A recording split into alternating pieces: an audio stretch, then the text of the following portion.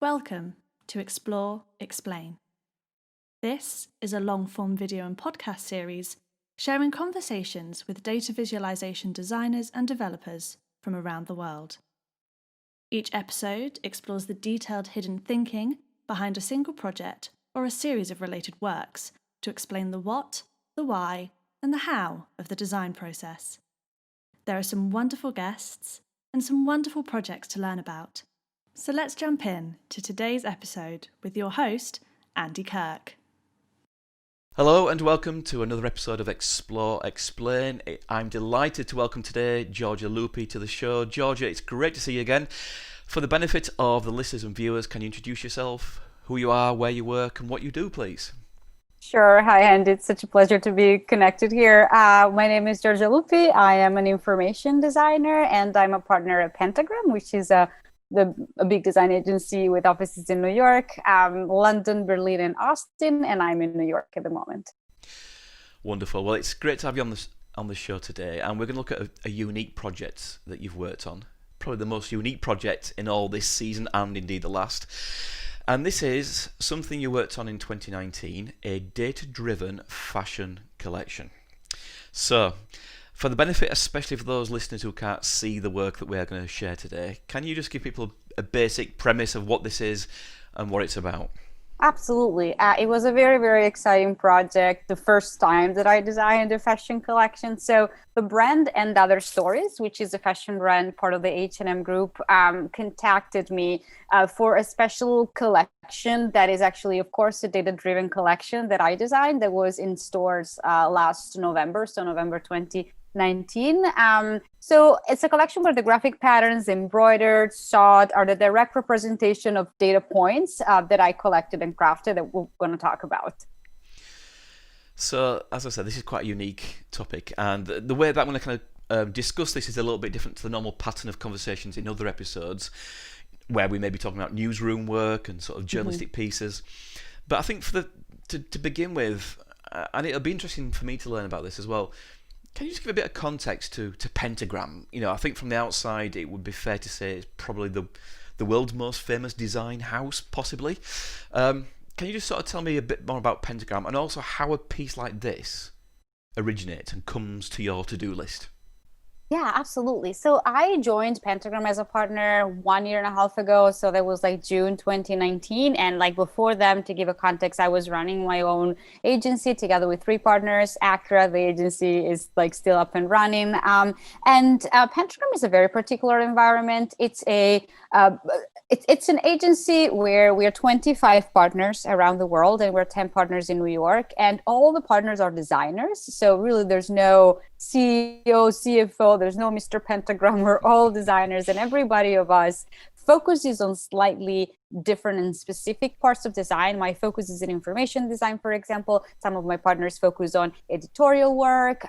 Most of them, in any case, focus on brand identity work, exhibition design, motion design. So really all of the realms of design, possibly. And every partner manages their own clients and works with their own team. And so it's kind of like a combination of small studio that, though, especially before the pandemic, it used to be in a very beautiful and collaborative and open platform. So at least, in New York, and then it happens in London. We share the office, we share all of the resources that are part of, say, for example, communication department or new business department. And most importantly, we really share the Pentagram culture. And you and I, before we started recording, really talked about how, for example, I miss very, very much the life of the office, because that was really also part of the reason why I was very excited to join. So to be in the room every day with this very talented graphic designer who shaped the way that we look at brands and products, and to just like come back full circle to why I joined Pentagram. I think for me, and I think that then we'll go into the And Other Stories project from here on. It's really a way for me to demystify the language of data even more, and to think about using data into what we wear, we consume, and we see every day, as if it was possibly really a language for everybody, as opposed to something that is only I don't know, really available to expert or to people who already work with data. So that's pretty much an introduction on Pentagram and me at Pentagram. And I think, am I correct in saying that you are the first, if not one of the first, sort of data-driven elements of the Pentagram offering to date? Definitely right now, I'm the only one among the 25th partners. A few years ago, I think a decade ago, she then left. Lisa Strassfeld, if you're familiar with her work was a partner at Pentagram. So her work is incredible. She's still working with data. And I think also it was a moment in time in the early 2000s where the fact that Lisa was at Pentagram was also incredible for the data world. And so I think that, I had a really great, a person in design who was before me. Absolutely. So this project then, tell me about the initial brief. So to what extent or to what degree of specifics did the brief come to you with? Yeah. Or was it very much a kind of collaboration with the client to sort of shape up the specific dimensions that we eventually will see today? It was. So it's interesting. So even before starting to collaborate with them, I was a customer. I really liked the brand and other stories. And so I owned, a few pieces from them. And I was even subscribed to their newsletter. And so, one morning I woke up and there's an other stories email in my inbox. And really, to be honest, I was like skimming through that as if it was a commercial. But then I realized, I read it twice. I'm like, oh, they want to collaborate with me. That's amazing.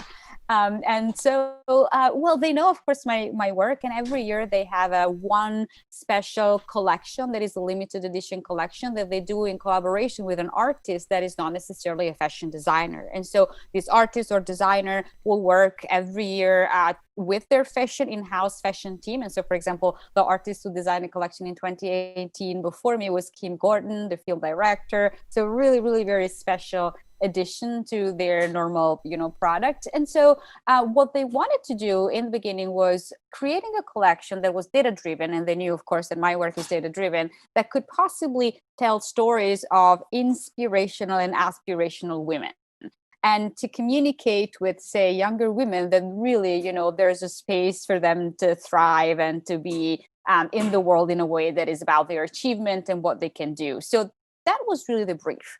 And it was very open. In the beginning, of course, we thought of saying, well, maybe we can visualize the 100 or 500 women who have been, achieving in their lives and their biographies. But then, together with them, the more we talked, the more we decided to focus on 3 women that we decided to, we actually selected together because we also wanted these stories to be relatable. And so as opposed to having one aggregated data set about 100 people, we really we're digging deep into the stories of 3 women, their achievement, dissecting what they've done in their biographies in a way in which hopefully people can really relate and might want to wear these clothes and these pieces of garments because of the messages, but also because of the stories of these women.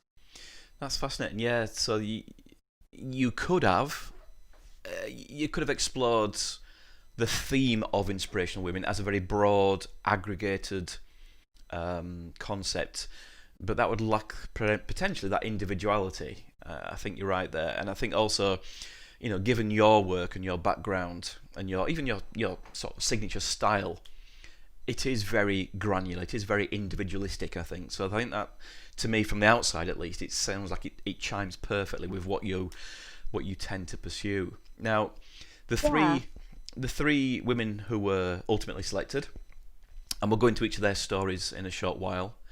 We had Ada Lovelace, we have Rachel Carson, and then Mae Jemison. Just very briefly, how quickly did you land on those 3 as the selected topics?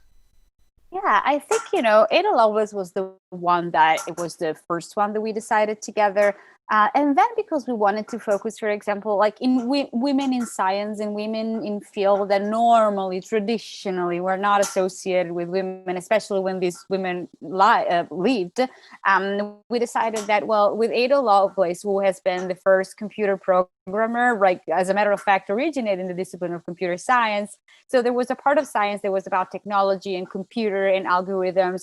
And then we wanted to, for example, at least with these other two, who are Rachel Carson, the first environmental activist, and Mae Jemison, still alive, the first African American woman astronaut, broaden up the space and talk about nature and environment, and then also, of course, like space and discoveries. And so again, it's not necessarily comprehensive or scientific selection of these three women, but that was the why. And also about their three stories, where they come from and where they lived. So if you think about it, Ada Lovelace, we go back to the 19th century, and then we have Mae Jemison and Rachel Carson, who are most contemporary. And the three of them together, I think, send a very interesting message, also because of their stories and their biography and the passion that they put into what they have done. But really, I think it's also important for me to say that I focused on their achievement and not on their lives and the fact that they were women. I really focused on their contributions to the world of the science that they were part of. That's right. And I guess each of these offer the prospect of quite a wide spectrum of possible topics and sort of possible visual artifacts that you could pursue. But and we'll come on to what you did select very shortly. Just thinking again about the kind of client and the kind of working relationship with the client. To what extent are they always involved or always sort of part of the creative process and the decision-making junctions, or does the work of Pentagram mean that, in a sense, you are Pentagram, we will trust you with this job and then come back to us when you've got something to get our approval from? What's the sort of balance and the involvement?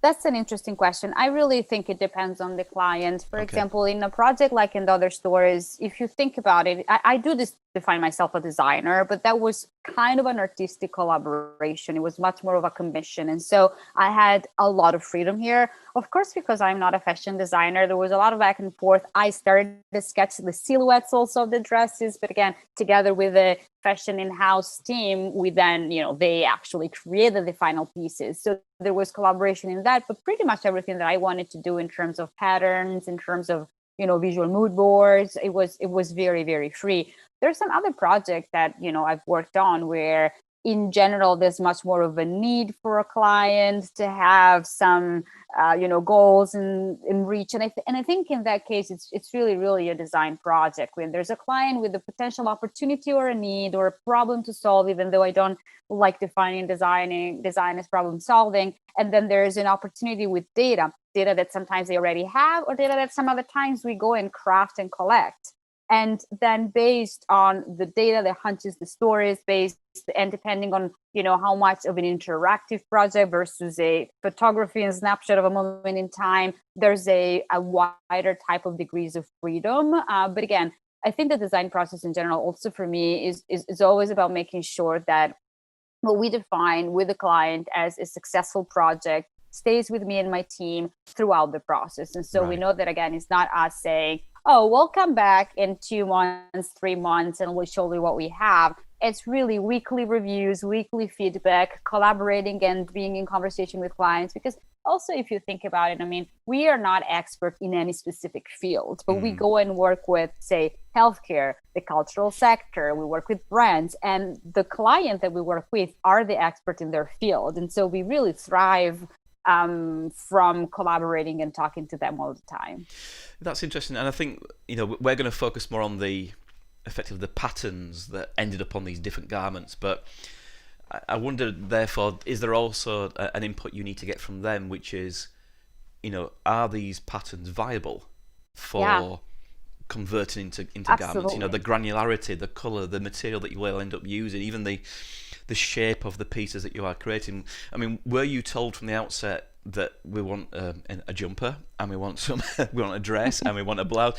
What degree of specificity were you given on that front? Sure. Then to start describing the collection, for every woman, I designed a pattern that I'm going to explain, and this pattern is then displayed into 3 different garments for every woman. Mae Jemison has a 4th one, and then also a t-shirt for each one of them, where one element of the pattern is just taken out and made bolder. So this is what we are talking about. And no, we didn't know in the beginning that we wanted a jumper and that we wanted a sweatsuit, or we knew that we wanted to create a collection that for them worked as a collection. And also it was in any case, a winter collection. So there's a lot of, pieces that are very heavy and warm. What we did is also, I'll explain the inspiration for the different 3 patterns, but also at the same time, together with the team that worked and Another Stories, we were looking for visual inspiration in the garments that were actually part of the lives of these women. And so, for example, Ada Lovelace lived through the Victorian period, and so very kind of like puffy sleeves and that type of idea, though mixed with the contemporaneity, how contemporary the elements that she was working with were, which are actually, mathematical problems. Right. And with Rachel Carson in general, because of the fact that, her focus with the environment, everything is a bit more organic and fluid. And so that's why, and with Mae Jemison, because she's an astronaut, there's something that recalls the fact that ultimately we're talking about space. So it's all very story based in terms of, again, the type of garment that we went for. Also, there was a lot of back and forth with the first testing. I received these samples that I loved touching and looking at, of like embroidered and applied, elements to the fabrics, and a lot of, again, testing that gave me an idea of, for example, what were the limitations. At some point I needed to limit the colors. But, working with constraints to me is great, because otherwise it's always just a blank page that you need to fill, as opposed to amazing, I have these constraints that I need to work on, and how can I use them to be more creative? Well, I was wondering about that, because although you are being driven by data in this work, it still doubles up as a piece of expression. It's an artistic endeavor as much as a data-driven endeavor. And I wonder, therefore, if having the timescales, having the constraints of the materials and the textures was helpful, just to help you navigate through the possibility space and commit to a certain course of action. It is. I always find constraints in a way interesting to, first of all, I think also to not repeat myself. It's really easy to, when you have complete freedom to go to your comfort zone, what you normally would do in terms of the colors that you picked or the shapes that your mind goes into. But then again, building constraint, especially again with data and with a client, helps you all the time, I guess, exploring a different part of your expression and creativity. So that was great. And then again, when you work with data, it's not that everybody, your listeners know it better than everybody else. The constraints are also given by the data, by what you find in the data, by the structure of the data. And so, I think that all of us know that we need to work with this material, which ultimately is telling us how to shape our designs. Absolutely right. And just thinking again about the mechanics of working. So in terms of your team that you worked with, in the project you credit specifically Mara Permetti as the data research assistant.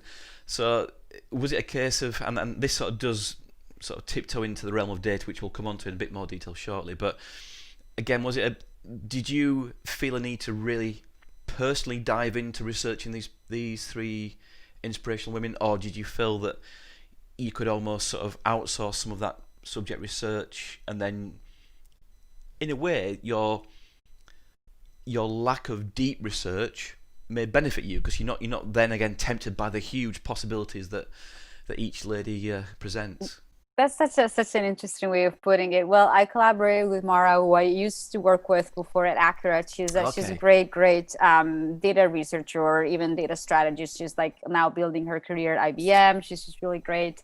And it was a true collaboration. I needed to get into the stories of these women. I wouldn't necessarily say the data, but in the very beginning, I needed to get into the stories of the women to understand what was important for me to pull out. And so what was the focus of this data research? And then together with Mara, who did the, let's say, really the work of digging deep into the data, we built the data sets. Because again, in most of my work, especially the most artistic one, I don't work with the data set that is already there, but I go and build it. Yeah. And so that was a work that we did together. But it is true that then at some point, like, stepping away and knowing that I need to focus on these 3 women, and I know their story, and I started to see the data, but then the bulk of the work on the data research was done with her, like, and she was actually helping me building the data set. I think it helped me then starting to focus on the high level of what I wanted to do creatively, because then I had the data in my mind, but I was not really working on the actual numbers every day. And then I started to look for visual inspirations in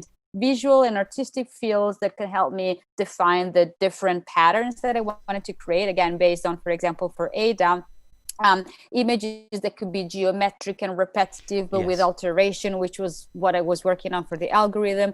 With Rachel, again, as Mara was working on the data and I had the idea of like the data structure, I was looking for inspiration in more, let's say, organic and patterns from nature. And of course, with Mae Jemison, again, first African-American woman astronaut, I was looking into inspiration from things that really recalled the first explorations of space and orbits and circular. So again, there was a benefit in at some point stepping out and then stepping back in to then do the whole design work, because then I translated the patterns manually, the data manually into the patterns for the three women. That's fascinating about the distance that you need conceptually sometimes and creatively to allow you to keep track of what it is that's starting to inspire you inside your mind, I suppose. Now, in most projects that I interview people about in this season, there's always a conversation about the audience. Now, the audience is very different in this context. It is. And I wonder to what extent you even thought about the recipient of this work, which is ultimately the buyer of the limited edition garments. But did that ever come into mind? Did you ever think about who could this be for? Now, just a little sort of shortcut to what we'll talk about later on, but the bags that come with the pieces have the instructions, the decoding instructions. So there was obviously some thought to the recipient and helping them read it. But what was the kind of the mindset that you went into with regards to thinking about the recipient of this work? Yeah, this is again a very, very important part. We'll get back to the bags and the legend, but I wanted to say that in general, and also I think this is one of the reasons why I really define myself as a designer more than an artist. I want my work to be legible and understandable. And so crafting a legend, which is really pretty much the instructions for whoever wants to dig into the data to be able to do it, is a very, very important part of my work. And I made a point with them to say, yes, we could do it like loosely data inspired, we could do it data driven, but not explaining. But I do want for people to be able to really understand that there's data behind what they're wearing. Yes. But then, of course, and this is also something that I say always, that I don't expect necessarily everybody who buy the dress to nerd out dissecting Ada Lovelace algorithm from the back of the paper bag. Yeah. I do want them to know that what they're wearing has a deep meaning and there is data behind it. And so I think that for me, there's always a balance, and then I'll get to the specific audience, between designing for various degrees and level of engagements with the same piece, whether it is an installation, a magazine, or a piece of garment. I want a person who really wants to dig deep to be able to do it, and a person who just wants to enjoy the pattern and understand that there's a meaning, but really not necessarily get to do to the nitty-gritty to enjoy it as well.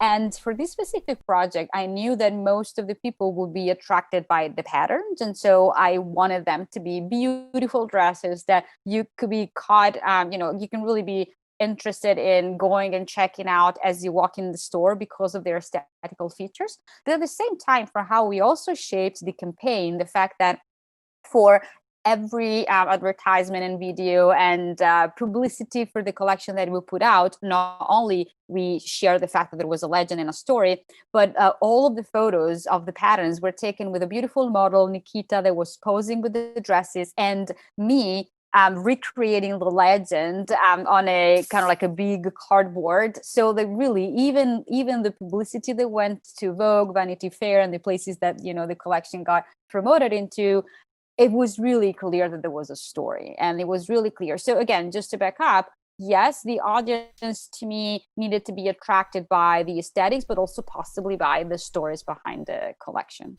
That's right. And again, that creates that distinction between choices that a pure artist may make, which could be quite arbitrary in some respects, Yeah. from when every mark, every colour, every symbol, every placement is deliberate from your point of view, and you're giving people the chance, not the request to, but the chance to read it back and make sense of it should they wish. That's a great way to put it.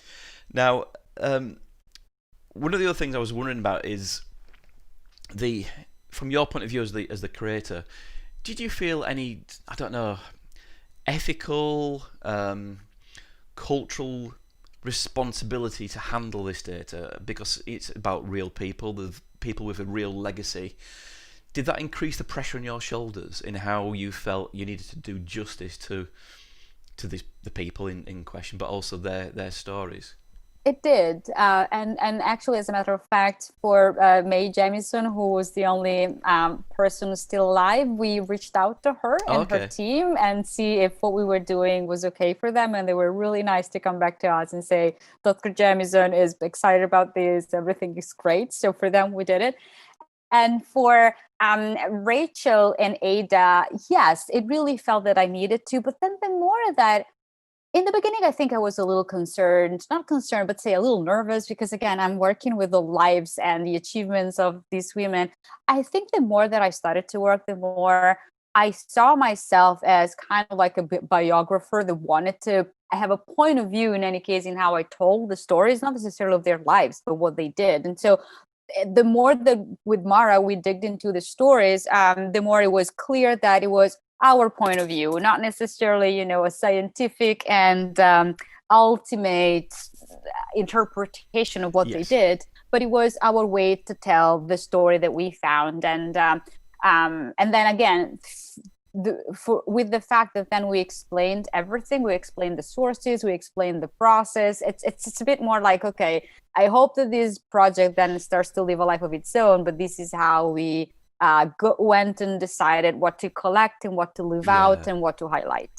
That's it. It's almost like you're presenting the rationale to people and saying, look, judge me on the rationale that I'm presenting to you, rather than some, again, some sort of enigmatic code that no one will be able to decode themselves. Absolutely. And I think just a final point about the setup, the brief. You talked there about the sort of video that you recorded with the model, and you sort of on a ladder drawing these kind of legend sketches. It's not just the garments that you make. There's a whole bunch of other assets that come with this. Interviews, just different kind of process design. I mean, even this conversation, in a sense, is an asset that comes out of the work. So it's not just the one thing. And I guess these days publicity is an important factor. So did you have to kind of bring that into your thinking about the ambitions of the work, to think, so we're going to have to deliver the designs, we're going to have to deliver the social media snippets, and that must kind of weigh on the project sort of gravity, really. Yeah, it was a really long and I mean, let's face it, Vogue and Vanity Fair, these aren't the normal additional kind of media you have to work with for these kind of events. I know. I mean, it was a lot of work, Andy. It was a lot of work throughout almost like a year-long process, and I knew it from the beginning in a way, because they were really great at explaining to me that there will be a first part that is the design. Once the design goes into production, because this is such a special collection for them, they asked me in the beginning, would you be open for interviews and for recording a demo and for figuring out with us what is the best way to explain the story? And I'm like, of course, I'm all in. I mean, I don't work on projects of that kind every day. That was a special project for me as well. And because I was so excited, I worked really, really a lot. Many interviews, the photo shooting and the video.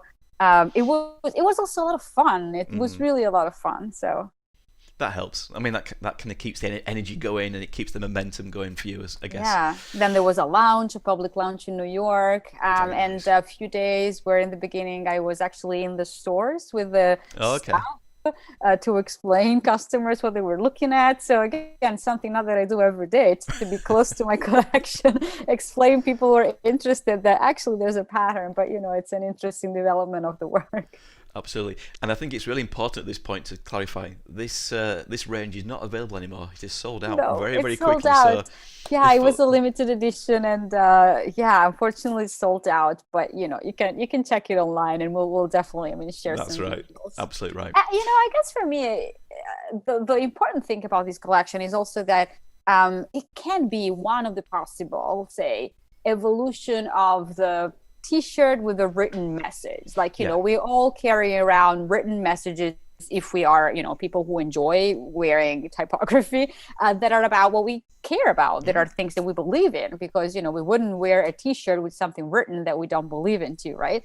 And I think that, this can be a possible evolution. Now the pattern tells stories and messages that we're proud to carry around. And again, to me, it also means to try and bring the language of data to people who are not necessarily working with data every day, and who might start thinking about data in a different way, because they probably can see the beauty of data, as a means to tell stories. So this is why I'm so interested in these less conventional projects with data, where actually it's much more about like telling a story through charts and through visualizations, rather than necessarily saying that I'm a data scientist or a yes, statistician or a person who work with data for big decision making purposes.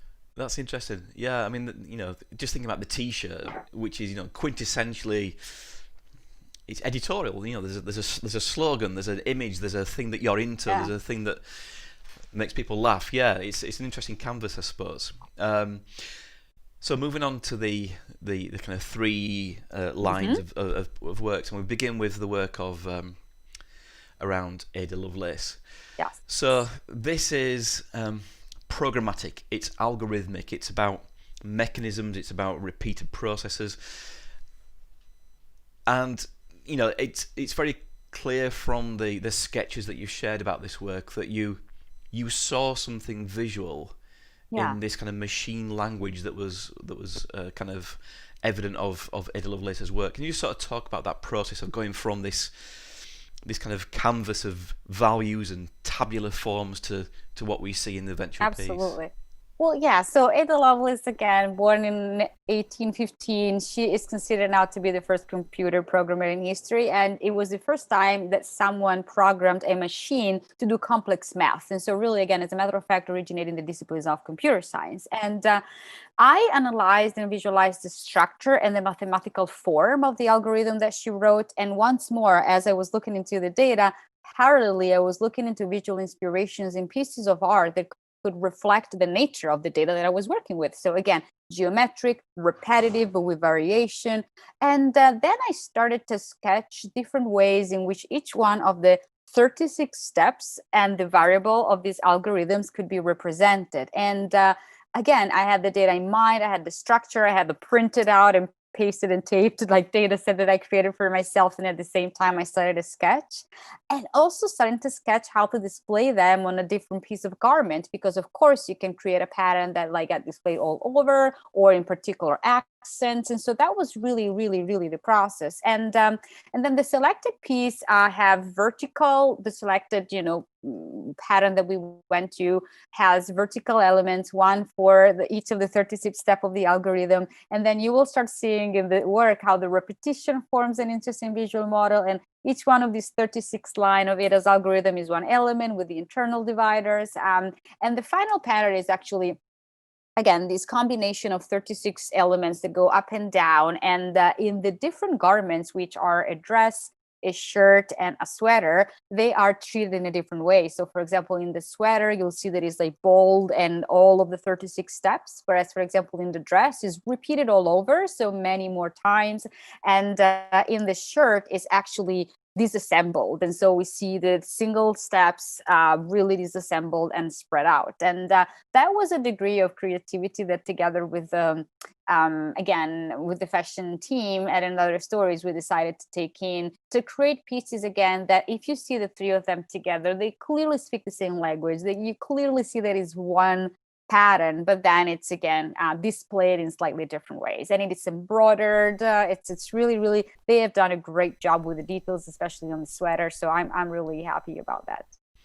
And when it comes to again the process of working with the client there, are you presenting back to them just the core patterns, or are you placing this into an imagined jumper, whatever the line may be? Are So you trying in the to? I suppose I'm thinking, are you trying to concentrate their mind on the concept of the pattern, or are you trying to give them the whole thing on a plate to say this is what it will look like if you went with this? So I share a lot of intermediate steps of my work with clients. And so even in the beginning, the first sketches were sketches about, again, the nature of the pattern, but also tiny sketches that were like clearly, again, ugly. I'm not a fashion designer about, I see that because of the inspiration that we were looking at in terms of like this Victorian, puffy sleeves, that could leave in this way. And then that was a back and forth. And, so yes, the collection was then made again by them definitely designing the silhouettes, but it was already me in the beginning saying, hey, I see that this, for example, could go on the wristband, and I see that this will look better if we tilt it because it gives a sense of, a pattern that goes up. And I started to sketch that. I sketch a lot. And so yeah, that's definitely that. And then in parallel, we were looking into what's possible color wise. I selected the first color palette, and then because of the fact that some of the garment needed to be embroidered, they give me limitations, and I went back and changed it a little bit. And then when I saw the samples, I saw, for example, the two yellows were too similar, and so I went and changed it. So it's just a process. And there is something about the color quality. It has this sort of vintage tone to it, this vintage sort of hue. The purples are just slightly muted purples, the reds are slightly muted. It does have that kind of quality of the sort of 19th century about it, which I really kind of feel is coherent with the subject matter. I'm just wondering that, and this is a question I'll be asking for all three pieces, but when did you stop? When did you know that this is the pattern? I don't need to make any more changes. Another line will ruin it. It'll be too much. What's the point at which you go, right, step away? There's a lot of intuition that go into that in every project. It needs to feel right. And at some point, to me, it needs to feel right visually. It needs to feel balanced. So that's a fingertip it needs to feel judgment sometimes. it needs to feel right. And of course, one could go on refining and refining forever. But once for example, for Ada, once I got the idea of the pattern and it got confirmed with the client, well, then again, there's the data that tells me how to actually put it in the chart that I'm designing. And then as for the placement, it's a combination of really feeling that these work, feeling that this might work when somebody wears them. And I remember that in the end, I even cut some elements because it felt too much. And my work is very detailed, so I rarely simplify. But then I simplified, and I really think that there's a moment when you feel that it's right. Or if you want to put it on the other way, it's like there's a moment in which the deadline is so imminent that you deliver what you have. No more chance. Absolutely. Yeah. I'm also kind of curious about the background colouring, in a sense. If this was a printed piece of work, cause you've committed the colours to mean something in a sense of the foreground patterns. Yeah. This particular range is light. It's a light range of kind of core materials. Yeah. Again, was that a conscious choice given the subject, or was it just a quite more pragmatic perspective of it's the best contrasting colour to allow these foreground colours to then emerge? Yeah, I need to make a step back, I think, to say that like when you will see the three women and the three patterns all together, we also wanted the three color palette to be significantly different. And so if you look at, for example, Ada and the stones that you're describing, and then Rachel, which is a lot of like blue and light blue, and May, it was like very technical, gray, heavy red and black. That is also something that we decided to differentiate. So there's that. And then there were colors that they gave me, swatches that would work better than others, and I worked with that. But I mean, I'm really, really happy with the results anyway. So I'm going to put you on the spot right now. Of the three pieces belonging to the Ada collection, which is your favourite? The sweater. The sweater. Yeah, I think it's also, there's a lot of kind of like personal judgment that goes into that. I can wear the sweater because I'm a person that can wear the sweater. The dress and the shirt are not really for me. So I think that for me, the sweater is what I like the most. But if you saw the model wearing the dress, she's like very tall, this very, very, very tall, beautiful woman. I think the dress would be the thing that I like the most on a model's body, you know. Right, understood. Got it. So next up, we have Rachel Carson. And again, you know, there's quite a contrast when you come to this collection. It's a sort of deeper blue. There's sort of different, perhaps more saturated hues in this case. Again, the same sort of question really. What's the journey that you went through to arrive at this particular kind of formation? I was looking at my notes. This is based on the contents of a book that she was famously responsible for, Silent Spring. Can you just elaborate a little bit further on that? Absolutely. So Silent Spring was published in 1962 and is the classic that really launched the environmental movement. She was one of the first one that publicly, was against DDT and pesticides, and told the story of how nature in that, moment in time, which were the 60s, and the lack of recycling and the lack of real policy was really affected by the human present. And again, it was the classic that launched the environmental movement. And I went and looked for data into the structure and the content of the book. And again, building my visual inspiration around more organic shapes. And there are 17 chapters in Rachel's book, and the 17 chapters are the 17 main elements. And so every radial element that you will see is one of the 17 chapters. The lines are the number of paragraphs and their length. So if like a short, extra short, medium, longer, extra long paragraph. And so there's a lot about the structure, and there's the aggregation of the elements like the punctuation and the core elements and number of words. But then building on top of it, I looked into the whole book to see what were the nouns and adjectives that she mentioned the most. And so, for example, we have chemical, insect, bird, insecticide, dye, live, fish, but also then young, small, human, neutral as adjective.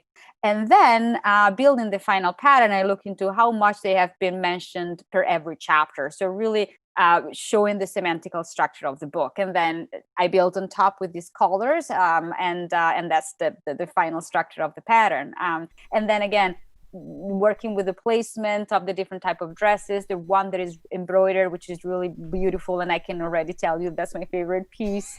The sweater. Well, Rachel's also much more like my color wheels. So Rachel's, sweaters and the body that we have and the dress are things that I'm kind of like more comfortable wearing. And also, I think this is interesting because I didn't design for myself in general, which is something that at some point I was thinking, I would really want to wear something like that. But I'm like, no, let's just step back. But yeah.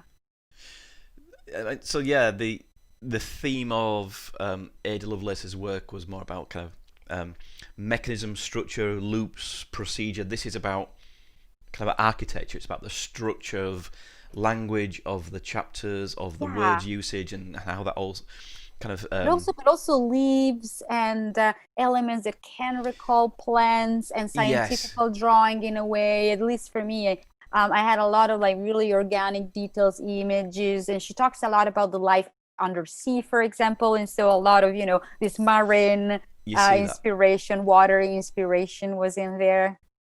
Absolutely. And I wonder, therefore, because you've talked about words there, you've talked about a book being the kind of the source material from which you got this inspiration. At any point did you feel that you needed, and we talked about annotations before with the legend on the carrier, did you ever feel a need to include any kind of labeling, any kind of numeric values or explainers within the pieces themselves? Within the piece. That's a good point. In Rachel, we have tiny embroidered numbers for the 17 chapters. And so you can follow 1, 2, 3, 4, 5, especially because then the placement is not necessarily one after the other. It's more organically placed one after the other. And I think that for that, it was really important to me because it's a testament to these 17 chapters.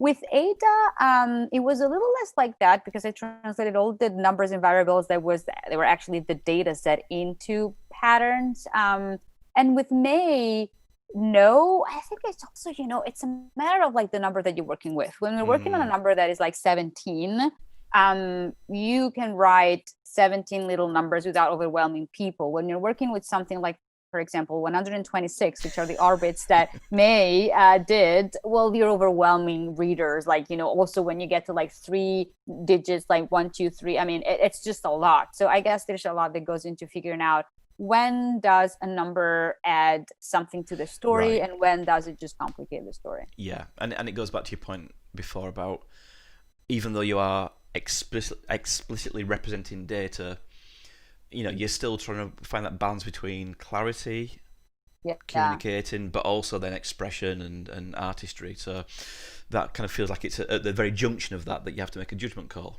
I mean, one of the other themes that you talked about early on in the whole project was about stories and about kind of narratives, and I wonder therefore if by picking specific slices that kind of characterize each of the 3 ladies, that meant that you didn't have to fall into the trap of some kind of timeline or some kind of temporal structure, because although the structure of Ada's work is kind of sequential because of the sheer nature of the algorithm, the layout of Rachel Carson's is perhaps a bit more organic, because you've got the freedom to do that rather than have to be, this came first and then this came next.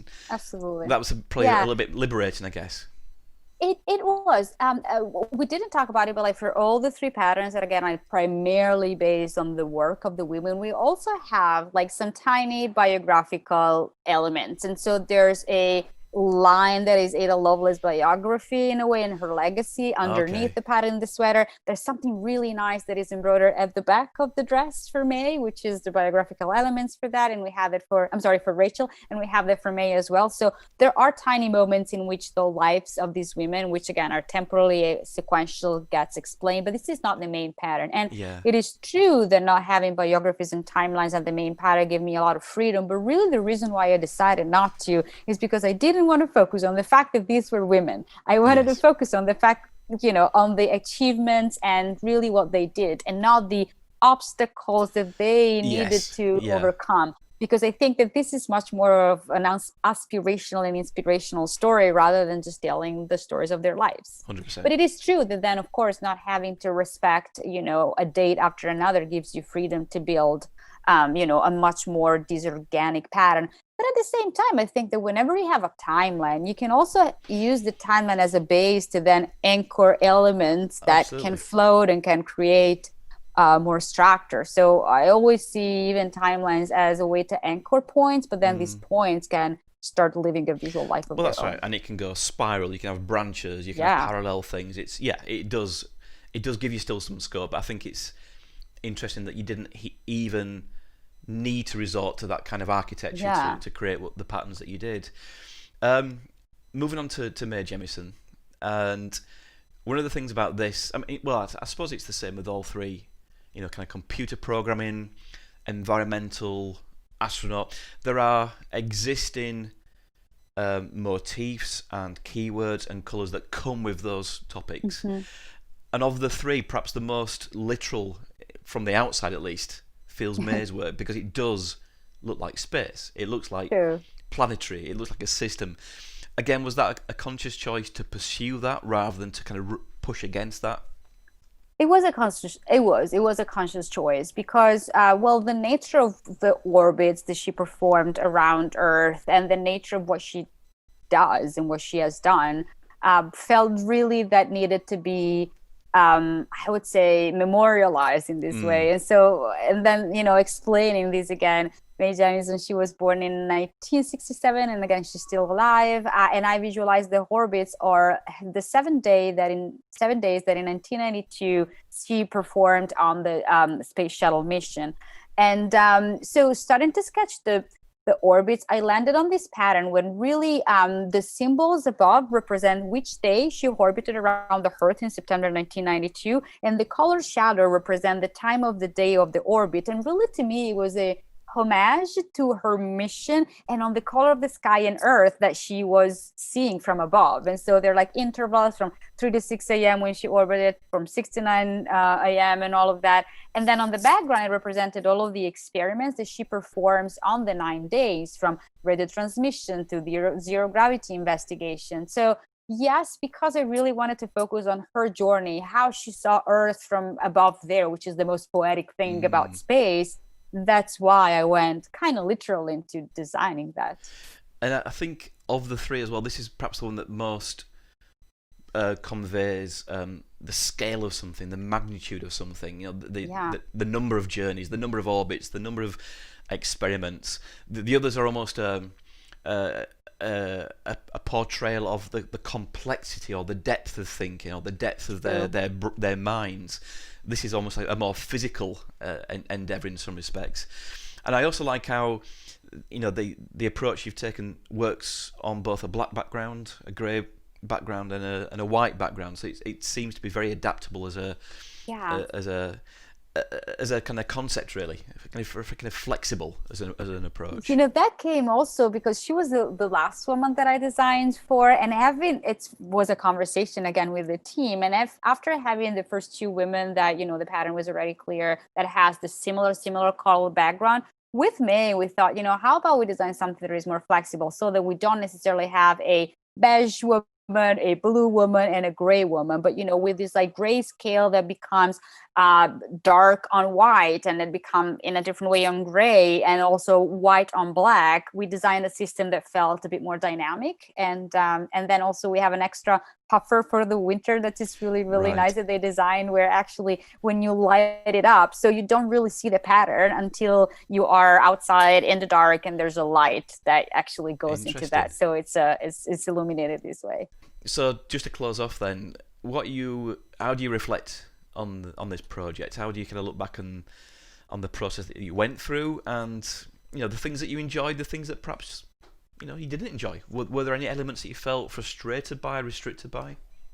Well, no, this is really one of the most exciting projects I've worked on. I was really happy. I mean, I was just frustrated that it got sold out very fast and very quick, because I worked on this project for so long, and then it was in stores for a week, and then it got sold out. I mean, it was the idea, like creating a limited collection is something that, of course, you then publicize so much because you want it to just like really sell. Exclusivity, But I guess it's really an interesting reflection on the you know, how you reflect on projects when they're finished. And so for this one, I mean, for example, when I design for an exhibition and then maybe my piece stays up for 6 months, I mean, yes, there's a lot of design that goes into that, but there's something that is very permanent. You can go and see, you can go and look at how people, you know, watch it. And with this collection, it's interesting because what I can see in stores and where the actual, you know, garments are sold is very temporary, 1 week. But then I see people posting the photos of them still wearing the collection. One of the designers that I work with, Sarah Kay, has, you know, 2 or 3 pieces. And sometimes, you know, even now that we are in Zoom calls, she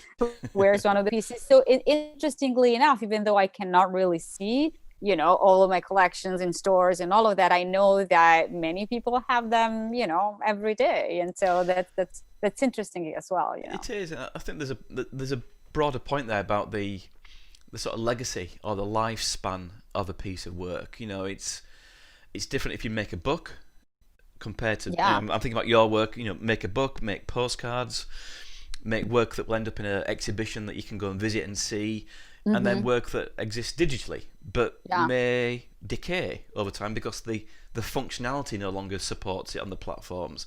Pieces of work that, you know, as you said, you've produced that end up being clothing, you may not see them in the store anymore, but I know they still exist in the wardrobe somewhere.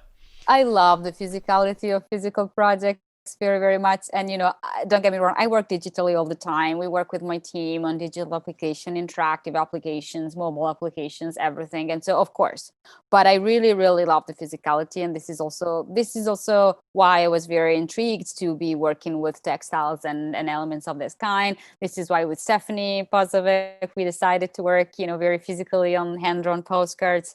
And so the more that I can do that, the more that I'll explore physicality. Wonderful stuff. Well, listen, thank you ever so much for going through those three wonderful case studies, those Sure. stories. I think it's it's an inspiring piece of work, and I still think it's one of the first, if not the first, I've ever seen of this nature.